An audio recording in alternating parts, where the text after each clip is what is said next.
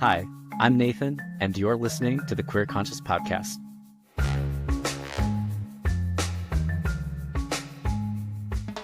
Up until now, all of the episodes that you've heard were actually recorded last year. And I did that because I didn't want to overwhelm myself as I went through this process, because it's a lot to edit these episodes, find people to interview, schedule time. And I have learned so much from just watching these interviews back. Yeah, there's nothing quite so humbling as watching yourself talk to people. So I feel like I've learned a lot. Something I didn't realize, because I coach people, I talk to people every single day, but when I'm coaching people behind the screen, it's all about my client, right? I'm asking them questions, but I'm helping them get to a goal. And so I don't bring myself into it. I'm not bantering or starting with conversations, which occasionally I do, but usually I'm focused on them getting to their goal.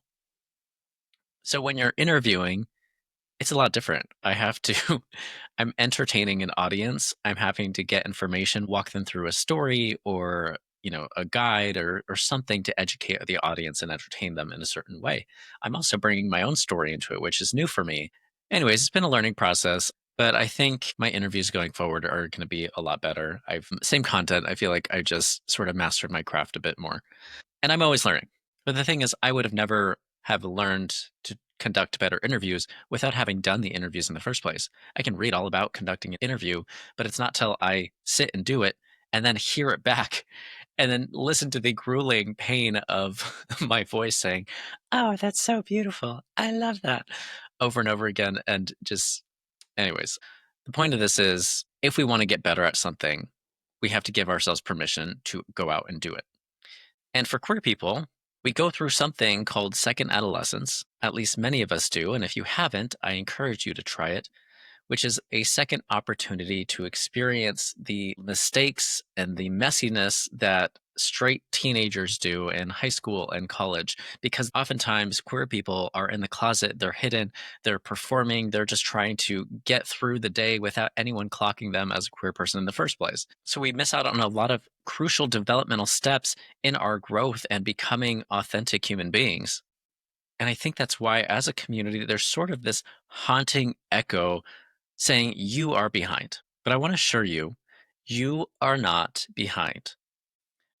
And I know that voice creeps up every now and then, every time you see a pregnancy announcement, an engagement, a promotion, and oh, look, Kyle's got abs. Congratulations, Kyle. And it feels like each of these milestones that other people accomplish adds a weight on our backs, reminding us that we aren't further along yet. And honestly, how dare you? How dare you not have confronted that internalized homophobia sooner? How dare you not learn how to love and trust relationships after experiencing rejection from family, friends, and people you love? And how dare you not be more confident in yourself after having been bullied and ridiculed and having your rights debated on a public stage? Do you see how awful we are to ourselves sometimes? At the end of the day, have you ever looked back at your life and recognized how incredible the queer journey is? When you look back at your life and you think, holy shit, look at all of the things that I've accomplished. Look at all the things that I've gone through, who I've become as a human being, more compassionate, more loving, wiser, more resilient. We are some tough, tough people. And I get it, we're tired too. But queer people have a unique timeline, and it shouldn't be compared to straight people, nor should it be compared to any queer people for that matter. Not to get too poetic here, but our timelines feel like fingerprints of magnificent proportions, and they should be treated as such. And one thing that we can do to help us be more present on our journeys is to understand this concept of second adolescence so we can give ourselves grace for where we are in our lives. So honestly, look back at all of your straight friends. They've got to have boyfriends and girlfriends at an early age. They've got to go to school dances with people that, they love.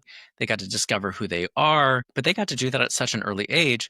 Queer people, oftentimes, we're still battling with internalized shame and homophobia. We're doing things just to please our parents and to fit in. And even when we do get to explore that, because I'll be honest, I had a wild high school years and post college years. Um, Even when I did, it was so fueled by shame that it was done through substances, a lot of drinking, like heavy drinking. Like I should not have been drinking that much at 15, 16, 17. even into my early 20s. And because it was clouded by a lot of alcohol, I feel like I didn't really get to learn who I was until my later 20s once I stopped drinking so much. So, second adolescence is really this period of time that you're like, oh, now I get to step back into life and try new things. Like, I get to explore who I am, maybe try on different clothes, maybe experiment sexually, maybe date some people who are probably not the right fit for me, but just because I want to. And it can feel very selfish. And that's really the point, right? You're discovering your identity and where you fit into this world. I want to emphasize that these are crucial for our mental, emotional, spiritual development.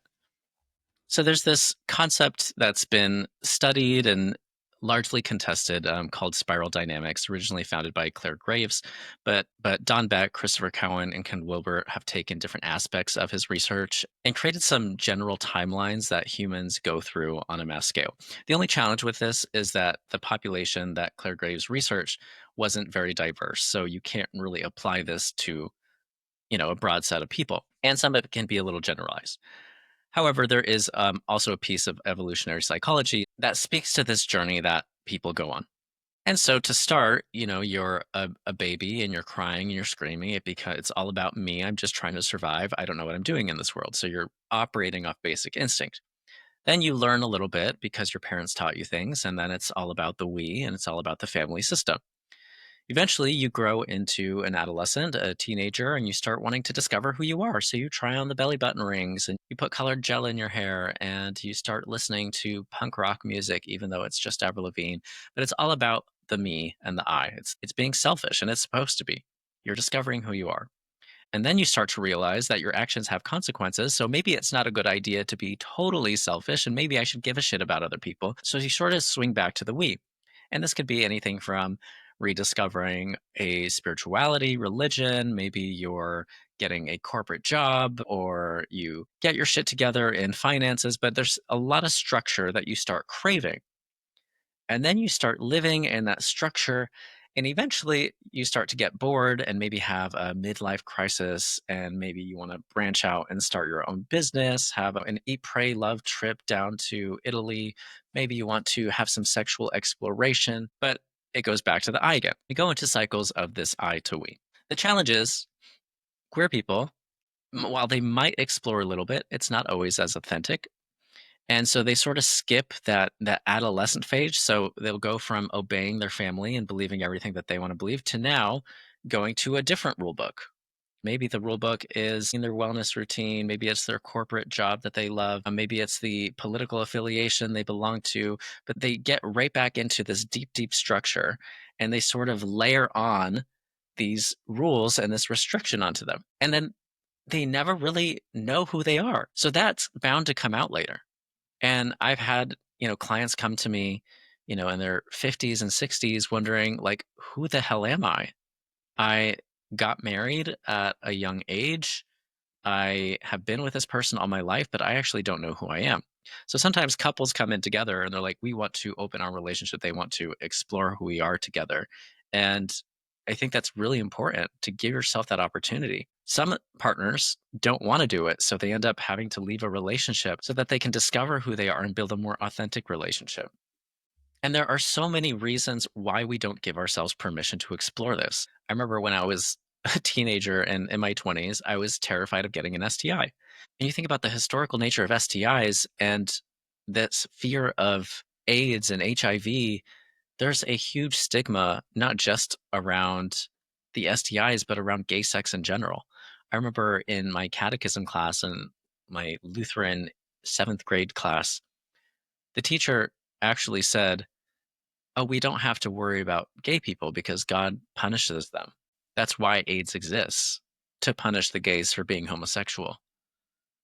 So we don't have to do it. I was like, um, great. But that stuck with me. And I'm like, oh, STIs are God's way of punishing gay people. And it's easy to believe when you're in seventh grade, but you don't realize how much that still impacts you years later after you have sex for the first time with a man and you just feel that immense guilt. Or I don't know about you, every time I would jack off to pictures of Zac Efron, I would just like pray and beg God to, take this away from me.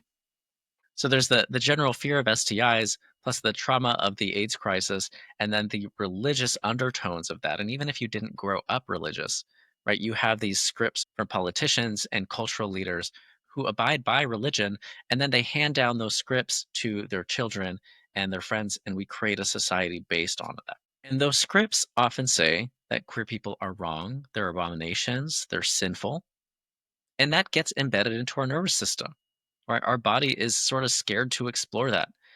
And then we sort of make excuses for it. Okay, well, maybe I can be gay.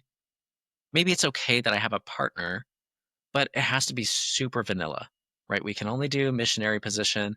Kink, oh no, that's the devil. Leather is satanic and kink is satanic. And so we carry the stigmas into our sexuality. It's wrong to experience too much pleasure, and we restrict who we are as erotic human beings. And while the risk of getting an STI is still real, we have a lot of ways that you can protect yourself now that we didn't have before. So if you are going to start exploring your sexuality, definitely look at what's available. Doxypep, PrEP, talk to your doctor about what would be right for you. Okay. There's my disclaimer. Okay. Because there is a risk to it. But yeah, there's a risk to everything. There's a risk to getting in your car. So then not only is it the physical safety that you're worried about, then it's the religious and spiritual aspect of it. And then, oh my gosh, and then if you're a woman, oof, now you are transgressing against the binary gender systems because women are taught to be good girls, to be submissive, and to be ladylike. A ladylike woman is not going to say, hey, this is how I like it. I want to feel good too. Right. So they have to break out of that societal contract. And so there's a number of reasons why we suppress our sexuality, why we suppress our self expression. And second adolescence is an opportunity for us to reclaim what is ours. Now, that doesn't mean that you have to be a polyamorous, leather daddy dungeon master. And if you are, hell yeah. But what it does mean is that you deserve to explore things that pique your interest. You deserve to explore things that scare you. Because in that, there is so much wisdom and things that you can learn about who you are. How am I going to know that I don't like oysters if I've never tried oysters before? How is my dog going to learn how to play with other dogs nicely if I don't give him the opportunity to go to the dog park and play with the dogs? It's the same thing here. And some of you don't need this reminder, but gay sex is not dirty or gross or sinful. Gay sex is erotic and brave and courageous and one of the most natural things. It is seen in over 500 species of animals around the world. But some of us have never grown out of our post nut guilt. And yes, I'm talking about that period of clarity after you've nutted, where the excitement and the eroticism dies down, and you're left with your fears and guilt about what is right and wrong in terms of your sexuality. If you're still experiencing some of that, come talk to me and we'll figure it out. But what's interesting is sometimes it has nothing to do with queer sex being right or wrong. Sometimes it has more to do with, are we having sex that is in alignment with us or not? And I'll get more into this later, but there are challenges with exploring your second adolescence that I want you to look out for. Just because you're giving yourself permission to explore sexuality doesn't mean that you have to get rid of all your standards. It just means that you get to choose your standards. If you find yourself shutting down desires, you want to ask yourself, who taught you to think about sex in the first place? I know I was taught about sex at my Lutheran school from from 5th to 8th grade, and I was taught that it was a sin, that just premarital sex alone was a sin, but then gay sex, oof, no, that was the worst of the worst. You're punished by God for eternity in the pits of hell. So it's no wonder why I had these religious nightmares into my early 20s and why I suppressed my sexuality for so long. But some of you maybe learned about sex from your parents or how not to talk about sex. Maybe they just ignored it, and so you learn to ignore it, your own sexuality. Maybe they talked about it with you, but they only talked about it a certain way, and that sort of restricted your views of sexuality. But if you're conflicted around your sexuality and your exploration, you got to ask yourself, is this mine or is this a script that I've inherited in my developmental years? Because once you start questioning those scripts, that opens up now a possibility for you to write the narrative of your own life. And as cheesy as that sounds, someone's writing it. It's either the people telling you what to do, what's right and what's wrong, or you deciding for yourself and critically thinking, what's right and wrong for me? And it doesn't have to look like any other queer person's journey. It can look like your own. And there's a lot to gain from this exploration. And I also want to add too that it's not just sexual. It's personal, it's emotional, but there's a lot to gain from it. And I want to share one story. I went to Costa Rica once and I traveled alone, and it was the first time I'd traveled alone. I had just graduated college, I just broken up with my ex of 3.5 years, and I was finally free to explore and figure out who I was. And so I backpacked through Costa Rica, found this cute little town called Quepos. I had no idea where I was going to stay the night before. Found an Airbnb for like $10 a night with a cute little yoga deck. And there was a karaoke bar just down the street. I think it was the only gay bar outside of San Jose. And, I won a karaoke contest and I made some friends and I won a pineapple, and then I walked down to the beach and I just stared at the monkey for 3 hours and nobody told me what to do. There's something so liberating about traveling alone. Like, it reminds you how small your problems are compared to how big the world is. And also being able to travel alone is kind of a flex. But I remember after spending some time in Quepos, I took a bus to a boat, and from a boat to another bus. Then I hiked up a mountain, got to La Fortuna, and stayed at this hostel. And I checked in, and there were two bunk beds, 4 beds total. And so I was staying on the bottom bunk of one of the beds. Yes, I know, bottom bunk. And in comes these two friends. One was a girl, and one was this tall British man. And oh my God, he was so fine, so beautiful. And an accent. I'm just a sucker for an accent. I don't know what it is. And immediately sort of figured out that he was gay just on what they were talking about. And they invited me to go out with them to another karaoke bar. I don't know what it was with karaoke bars in Costa Rica, but I was here for it. So I went out, went to the bar, and we somehow ended up in the back alleyway making out. I think we were smoking a cigarette. I don't know what we were doing. And so we're sort of making out, and it gets really heated, but we're like in a back alleyway. So we stop, we go back inside, but the sexual tension had built up so much at this point. Then we go back to the hostel, and his friends staying on the bunk on top of his, and we're just like staring at each other and DMing each other on Instagram.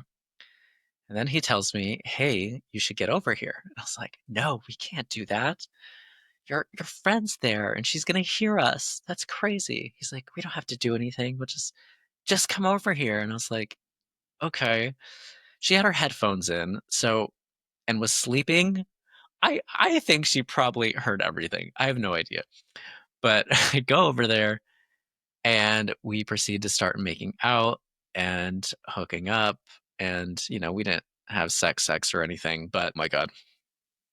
But then, he finished and it was like I was at SeaWorld in the splash zone because I was just covered in cum.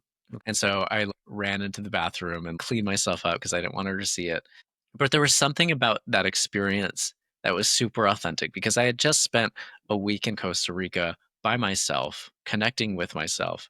And so I approached that situation from such a place of authenticity and curiosity and exploration.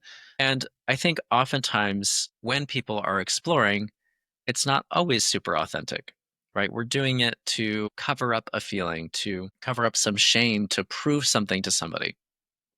And that's not helpful. And so we can talk about the sexual exploration, your identity, your self expression. But I think one thing that doesn't really get talked about is our relationship with anger. And there's something that I see often when it comes to anger, and it's that we don't have a healthy relationship with it. A lot of people that I tend to attract into my coaching are people that have been afraid of anger. They almost feel like it's not for them. Everybody else gets to feel angry, but who am I as a gay person to be mad and to yell? Like, I can't do that. And it's for a number of reasons, right? Sometimes we just don't want to become the angry people that have hurt us.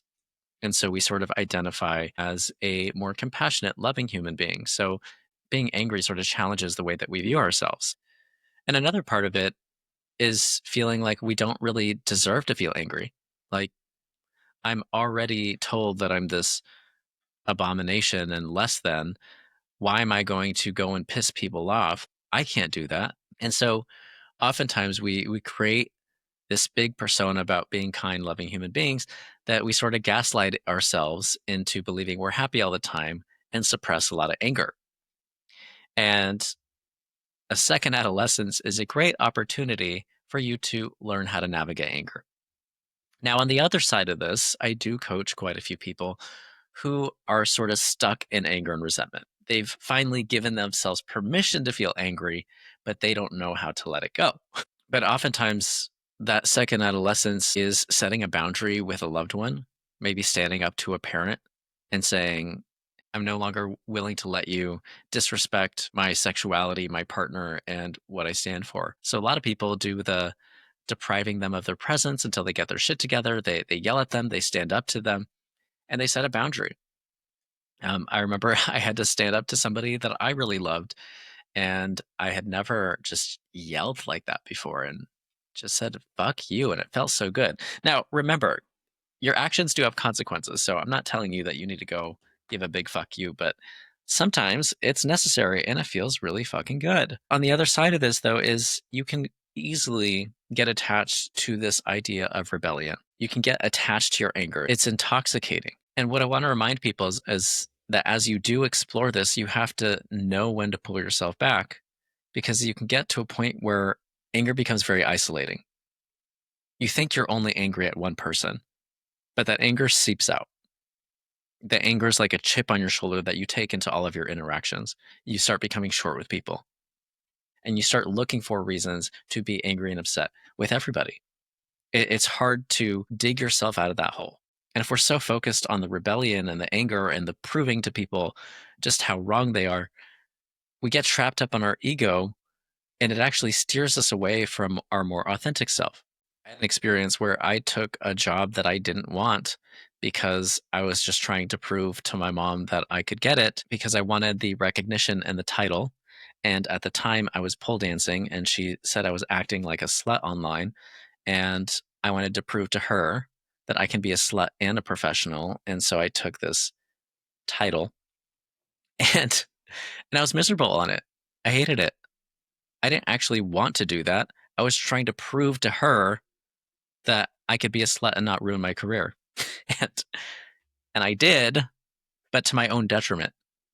And that's where hanging on to this anger becomes very egoic, and operating out of your ego is not authenticity. The other thing that we can gain from a second adolescence is community and belonging. And there's something so healing just about being in spaces with other queer people.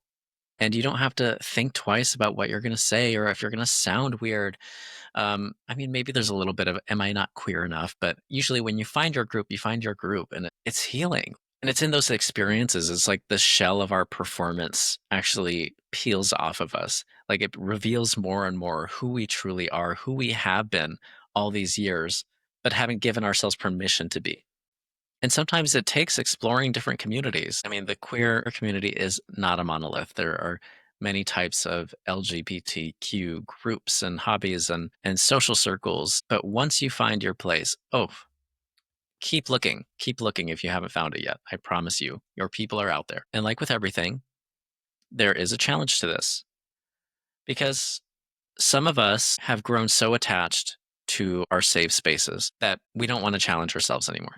We sort of develop this us versus them mentality where we no longer want to associate with straight people. If it's not a queer safe space, I don't want to be in that space. And there's a sort of complacency there. And when you think about the hero's journey, you're supposed to go out, find the healing, and then come back and you share that with your community. What we don't actually do is take what we've learned and bring it back home. For many queer people, they're not allowed home. So it makes sense why they wouldn't do it. But the real lesson here is that we can't forget to engage with the rest of the world. And you're saying, well, yes, I can. Well, of course you can. But what are you missing out on in your growth? Who can you become by being someone who is not reactive towards straight people? A confident speaker and leader no matter what room you go in. Someone who can be friends with a bit, someone who can be friends with a diverse background of people.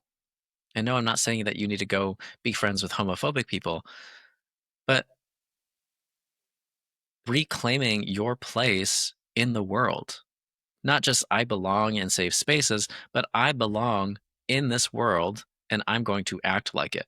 Now, that's the level of confidence that I want to aspire to. And so I want to end with a story that's a little revealing of who I am.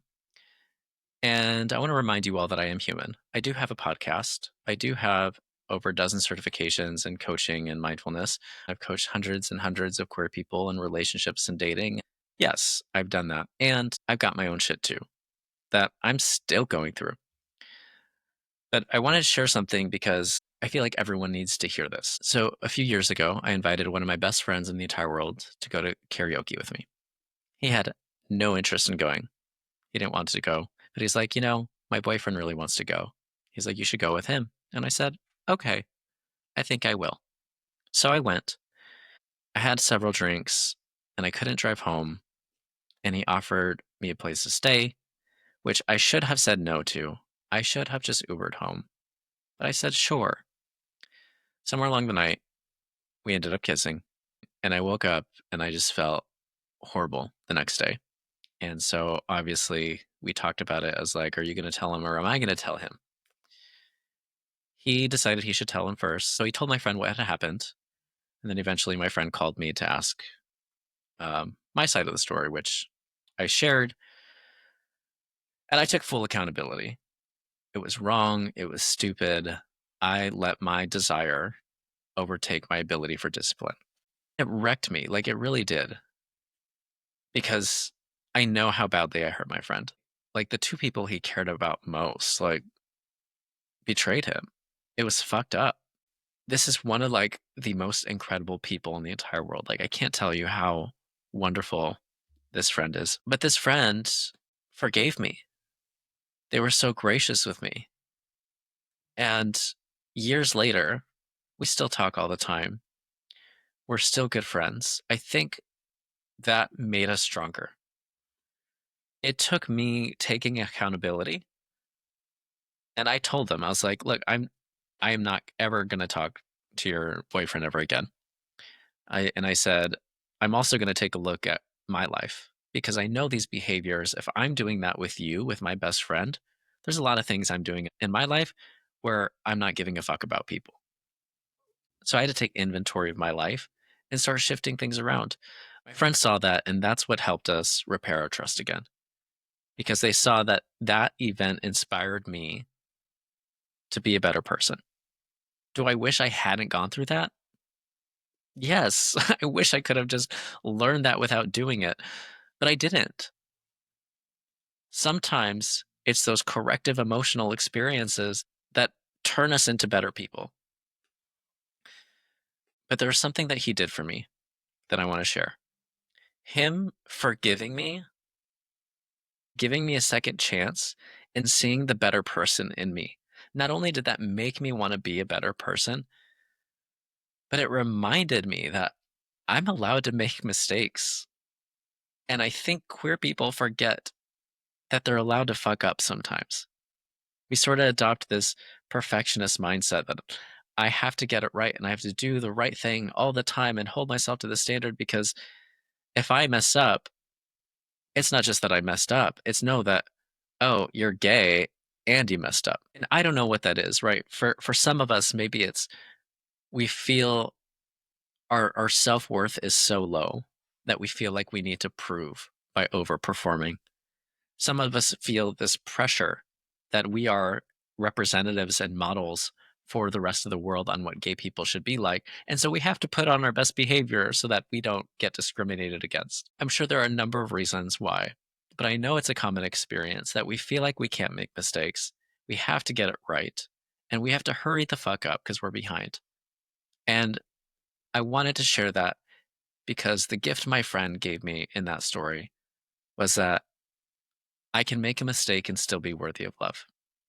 And he showed me that.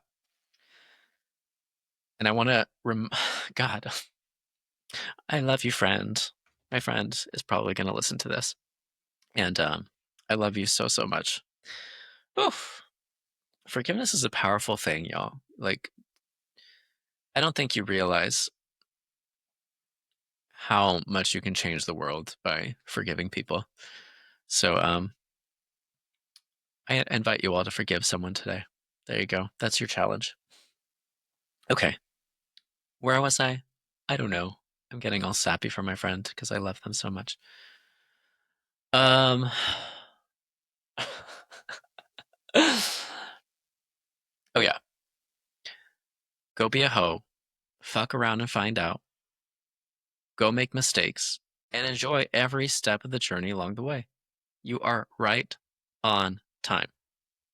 Okay. Enough here. Thank you all. Mwah. Thank you for listening to the Queer Conscious Podcast, where we explore how love feeds us, heals us, and gives us life. I'm your host and queer love coach, Nathan Serrato. But remember that the conversations that we're having here today are not a replacement for working with a licensed therapist, professional coach, or mental health practitioner. These conversations are for entertainment and education purposes only. But if you are dealing with some big challenges and you're thinking about seeking some professional support, it is one of the most empowering things that you can do for yourself. You can visit queerconscious.com for more information on how to do that. Now, if you love today's episodes and you want more episodes like this, I need your help. Please leave a 5-star rating and review. That's going to help me to bring you more high quality content and interviews. So until then, take care of yourself and don't forget to let love in.